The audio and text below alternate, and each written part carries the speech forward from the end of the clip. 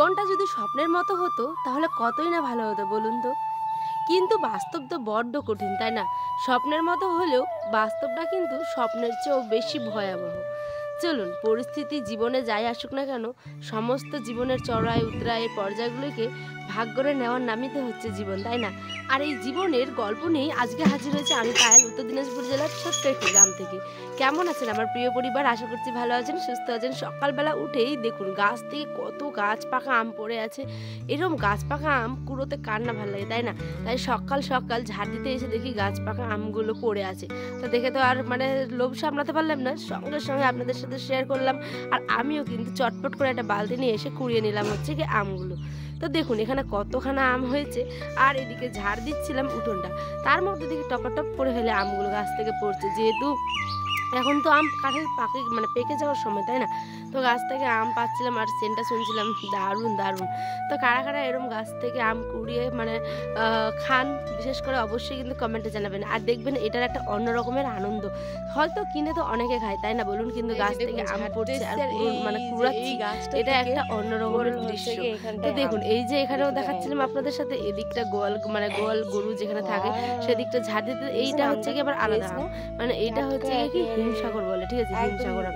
তো এইটাও পেয়েছিলাম। আর এটা হচ্ছে গতদিনের ব্লগ, আর 2 দিন ধরে কিন্তু ব্লগ দিইনি, কেন দিইনি সেটাও আজকে আপনাদের সাথে শেয়ার করবো। দেখুন এত এত আম পেয়ে মনটা তো বড্ড খুশি, তাই না? কিন্তু আজকে আবার আমাদের ধান বলছি ভুট্টা মারবে, ঠিক আছে? তো একদিন আপনাদের সাথে একটা ভিডিওতে শেয়ার করেছিলাম যে ভুট্টা কীভাবে মারা হয়, তাই আজকে আর দিলাম না। তো দেখুন যদি ইচ্ছে হয় অবশ্যই আগামী দিনের ব্লগ আরেকদিন অবশ্য মারবে, সেটা যদি পারি তাহলে অবশ্যই শেয়ার করব। যারা যারা দেখেননি একবার হলো চ্যানেলটা দেখবেন, ভিজিট করবেন। ভুট্টা কীভাবে মারতে হয় সেটার ব্লগ অলরেডি দেওয়া আছে।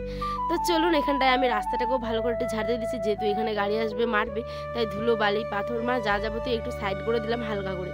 দেখুন সকালবেলা উঠেই তো কাজে লেগে পড়েছি, তাই না? আর 2 দিন ধরে ব্লগ দিনই, কারণ হচ্ছে গিয়ে কাজের এত এত এত চাপ। ওই যে বললাম জীবনের চড়াই উতরাই পর্যায়গুলি সত্যি বড্ড কঠিন হয়, তাই না? যেগুলো জীবনে করা হয়নি, দেখা হয়নি, সেখানটাই করা, নতুনভাবে দেখা, জীবন কত কিছু শিখিয়ে দেয়, তাই না? আর জীবন যে কখন কোন দিকে মন নেবে তা শুধুমাত্র উপরে যে একজন আছে তিনি ছাড়া কেউ জানেন না, জানেন? তো চলুন এখানে hello everyone, welcome to my new blog. কেমন আছেন সকলে? আশা করছি ভালো আছেন, সুস্থ আছেন। আমিও ভালো আছি। এই যে পিছনে ঢিপটা দেখছেন, ওটা হচ্ছে কি ভুট্টা, ওখানে সমস্ত বস্তা করা আছে। তো দাদাভাইরা একটু বড় এসে নিয়ে যাবে। তো এখন বাজে 4:30 মতো, যেহেতু সকালবেলায় ঘুম ভেঙে যায়। আর এখন তো 4:30টার মধ্যেই অনেক অনেক অনেক পরিষ্কার আলো ফুটে যায় সকালে, তাই না? তো ওটা দেখতেই ফেলেন যে আমটামগুলো জড়ালাম, আম কুড়োলাম হচ্ছে গিয়ে সকালবেলা। গাছ থেকে আম পড়েছিল অনেক, তো পাকা আমগুলো আর কি, গাছ পাকা আম, তো সেগুলো কুড়ালাম। তারপরে হচ্ছে এখন ওখানটা ঝাড় দিতে যাব।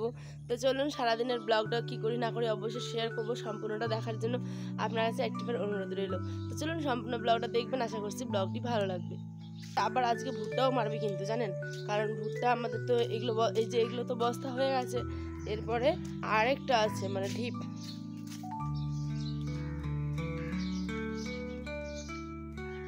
এই যে ওইখানটা দেখছেন, ওই ঢিপটা এখন মারা হবে একটু পরে, তাই সকালবেলা ওটা বাসি কাজ সমস্ত করে নিই। চলুন। আচ্ছা, ব্লগগুলো আপনাদের কেমন লাগে বলুন তো?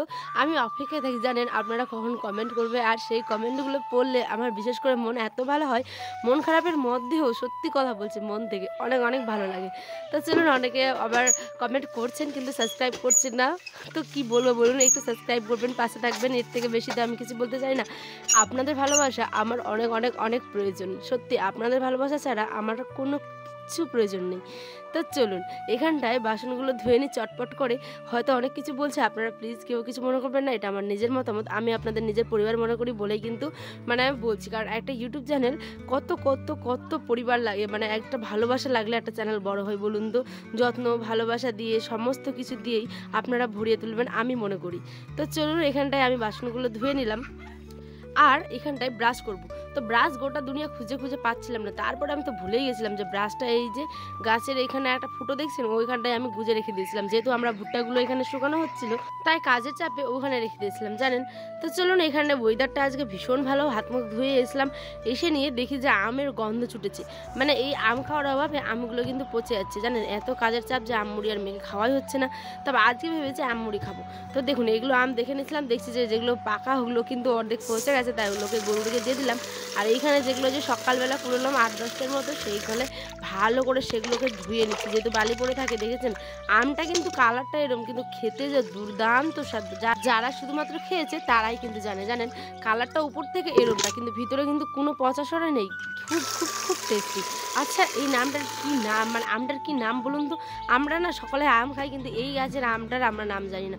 এরমভাবে দেখুন কালো কালো হয়ে গেছে। তো যাই হোক, চেঁচাটা যেরমই হোক না কেন, ভিতরটাই তো খাঁটি, তাই না বলুন? মানুষের যেরম ঠিক তেমন ফলমূলেরও উপরে যাই হোক না কেন, মনের ভিতরটাই হচ্ছে কি আসল। তো আমেরও সেটাই, ভিতরে দেখুন আয়নার আব্বা নিয়ে বসে গেছে আম মুড়ে।